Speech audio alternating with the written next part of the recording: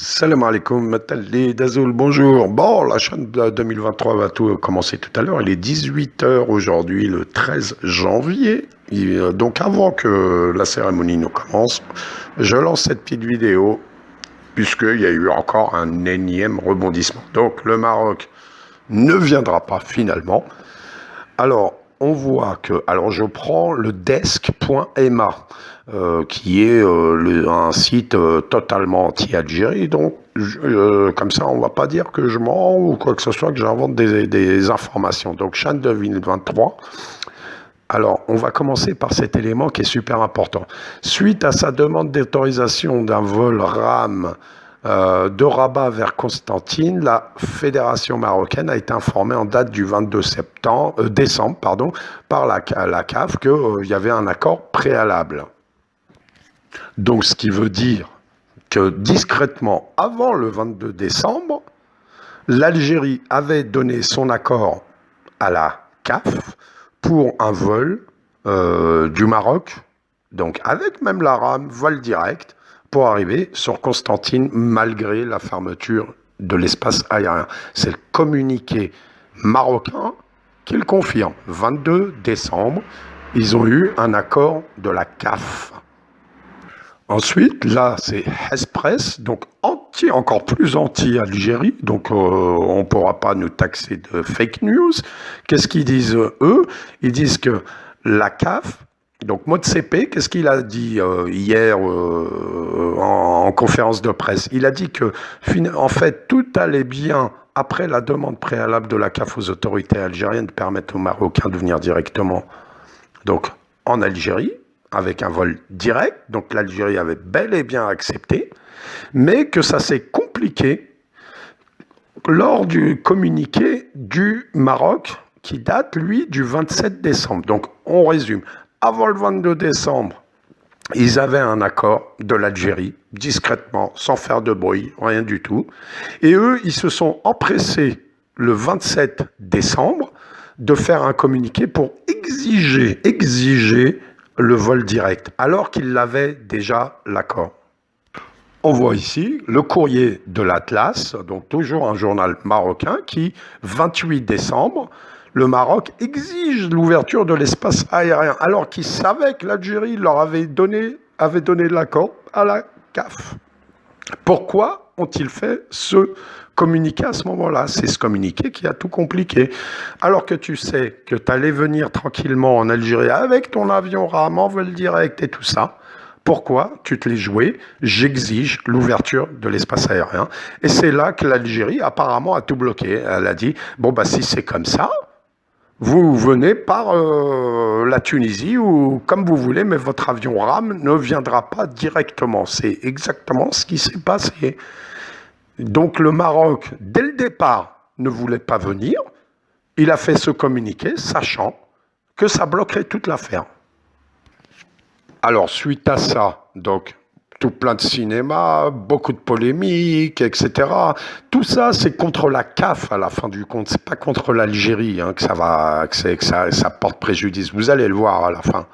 Mais alors, gros cinéma avec les joueurs, vous venez à l'entraînement, ensuite on les renvoie chez eux dans leur club, ensuite ils les ramènent à l'aéroport pour faire semblant qu'ils vont aller, ils attendent que l'Algérie leur donne l'autorisation, alors qu'ils savent depuis ce matin qu'ils sont à l'aéroport, ils savent parfaitement qu'ils n'auront pas l'autorisation d'atterrir à Constantine, mais l'autorisation de venir en Algérie, ça, ils l'ont depuis toujours. Donc, ce qu'ils n'ont pas, c'est l'autorisation du vol direct avec la RAM, alors qu'ils auraient pu avoir un vol direct avec la compagnie qui voulait, ou bien venir via la Tunisie. Tu ne viens pas avec ton vol RAM, puisque tu as fait ton communiqué, tu as voulu lancer une polémique exprès, et le Maroc le savait depuis le départ. Alors, quand on voit les joueurs comme ça, comment ils les ont fait galérer leurs joueurs, alors que tout ça, c'est une pièce montée. On imagine comment ils instillent de la haine dans la tête de leurs joueurs en les faisant galérer comme ça et en leur disant que c'est de la faute de l'Algérie. Et voilà, et dans tout ça, c'est évidemment à la sionistis israéliano, c'est-à-dire se faire passer pour des victimes. C'est le but ultime.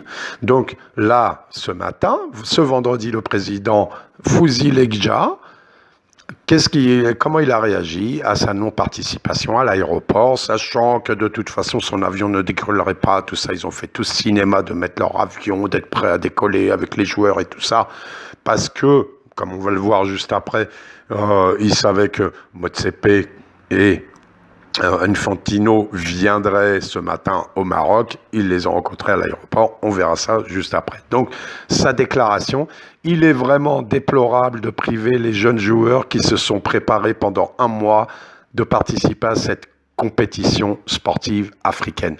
Vous voyez bien, Donc, c'est malheureux pour nos joueurs, vous les avez vus, comment ils attendent à l'aéroport, on est là, les pauvres, etc. Alors que lui les manipule le premier. Et de l'autre côté, vous avez le quart donc de Algérie, de la CHAN, qui les attendait depuis ce matin à l'aéroport de Constantine, et il attendait leur venue. Mais leur venue, pour le côté algérien, c'était tu n'es pas interdit de venir depuis le départ, c'est ça, on essaye de nous faire croire, vous allez voir juste après, on essaye de faire croire à tout le monde que l'Algérie interdit le Maroc alors qu'elle n'interdit pas le Maroc de venir. Donc le quart les attendait à Constantine depuis ce matin. Et là, donc, on va voir une petite émission qui a eu lieu hier ou avant-hier sur Canal+ Sport Afrique. Et vous allez voir, donc les gars payés, ça m'étonnerait que c'est par conviction, payés par le Maroc pour dire le discours marocain à 100%, collé au discours marocain à 100%, vous allez le voir. Vous allez voir les grimaces du journaliste le Blanc-Bec, là, ou l'autre le Black aussi. Vous allez voir leur expression de visage. Vous allez voir, écouter leurs arguments qui sont 100% arguments Maroc. Je rappelle aussi quand même que le Maroc et l'Algérie sont candidats pour récupérer l'organisation de la CAN 2025 qui a été retirée à la Guinée. Est-ce que cette situation les disqualifie d'office ou c'est une situation qui fragilise leur candidature? La candidature de l'Algérie, sûrement. Parce que si cette situation se reproduit dans 2 ans pour la Coupe d'Afrique des Nations, vous faites quoi? Parce que là, c'est le CHAN, donc c'est une compétition intéressante, mais de deuxième plan. Pour la Coupe d'Afrique des Nations, ah ben non, les Marocains ne peuvent pas venir parce qu'on les... Vous imaginez? Donc actuellement, c'est un gros caillou dans la chaussure de l'Algérie pour moi. Donc non, c'est pas une bonne nouvelle. Bien sûr que la compétition va avoir lieu, mais sans le Maroc, elle se dévalorise tout de suite. Et ça, c'est regrettable. Elle se dévalorise. Il y a quand même d'autres équipes. Surtout qu'il y a quand même des avions marocains qui de temps en temps vont en Algérie quand il y a des réunions intergouvernementales. Hein. Là, ils peuvent se poser. Et là, pour l'équipe de foot, c'est plus possible. Quoi qu'il en soit, que sur un plan politique, qui est justement parce que c'est pas la volonté du Maroc malgré tout, c'est parce que ils peuvent pas bénéficier de l'espace aérien donc algérien donc.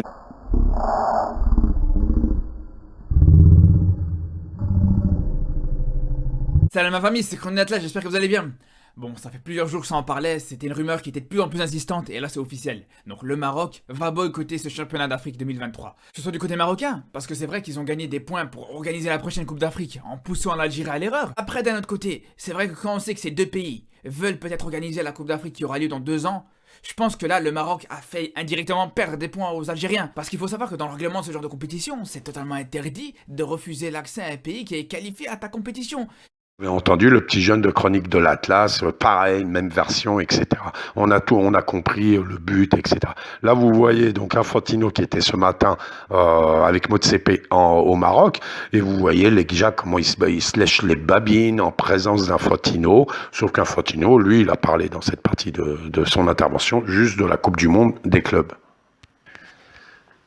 Mais le détail qu'il faut pas oublier, c'est que avant d'aller au Maroc, que ce soit Motsepe ou Infantino, ils étaient hier en Algérie et ils connaissent parfaitement la version des Algériens et ils connaissent parfaitement tous les détails de cette histoire et ils ne sont pas dupes au jeu, au cinéma des Marocains.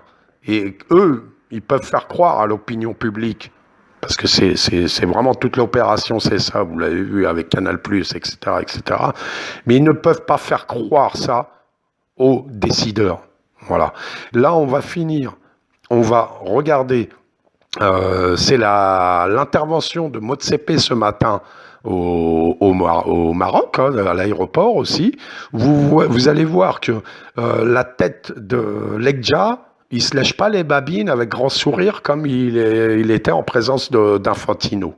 Et je vous fais une mini traduction de ce que dit Motsepe, président de la CAF, principal concerné par ce boycott du Maroc. Voilà, donc Motsepe, qu'est-ce qu'il est en train de dire en gros? Il est en train de dire, nous, on fait pas de politique, on fait du sport. Il regrette complètement cette situation. Mais ce qu'il est en train de dire, il dit, on a eu la version algérienne. Les Algériens disent que, de toute façon, le Maroc est déjà venu via la Tunisie par le passé. Pourquoi fait-il ce cinéma cette fois-ci? Il dit, ça, c'est la version algérienne. Ici, au Maroc, quand on parle aux Marocains, on a une autre version.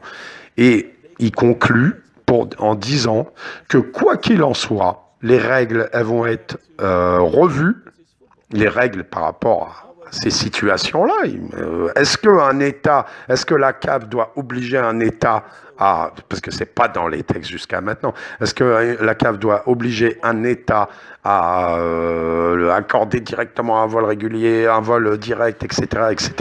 Ou bien est-ce que l'État qui doit se rendre dans une compétition n'a pas à discuter ces choses géopolitiques tout simplement. Donc il dit les règles doivent être respectées et elles le seront. Et nous verrons bien si à la fin c'est le Maroc, avec toute cette polémique, avec ce boycott, planter la CAF, une fois de plus, hein. Vous avez vu mes autres vidéos 2015, 2021 et aujourd'hui. Est-ce que c'est le Maroc qui va politiquement gagner cette affaire, finalement, ou bien c'est le Maroc qui va perdre sur toute la ligne? Quoi qu'il en soit, ils vont être automatiquement sanctionnés. Voilà. Allez, place à la fête, place à la CHAN, tous les Africains sont bienvenus. Les Africains qui ne voulaient pas venir, donc le Maroc, restez chez vous, regardez de la télé et continuez votre petite polémique de rien du tout. Nous, on réunit toute l'Afrique, marhaba bikoum. Je vous laisse avec un extrait de clip qui est beaucoup plus agréable et archi éloigné de toute cette méchanceté, cette mauvaise foi et ce sabotage de la part de Lekja, le corrompu, et Inch'Allah qu'il y aura des enquêtes contre ce gars-là. Allez, maslama, à bientôt, Inch'Allah. Waqoba maqatha amancane sengathi lenyama ithengwa nguwe waqoba maqatha amancane sengathi lenyama ithengwa nguwe waqoba maqatha amancane sengathi lenyama ithengwa nguwe ithengwa ngubaba.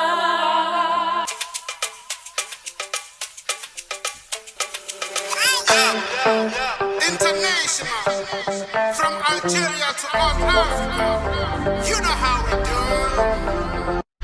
Ana horra, future Zaire.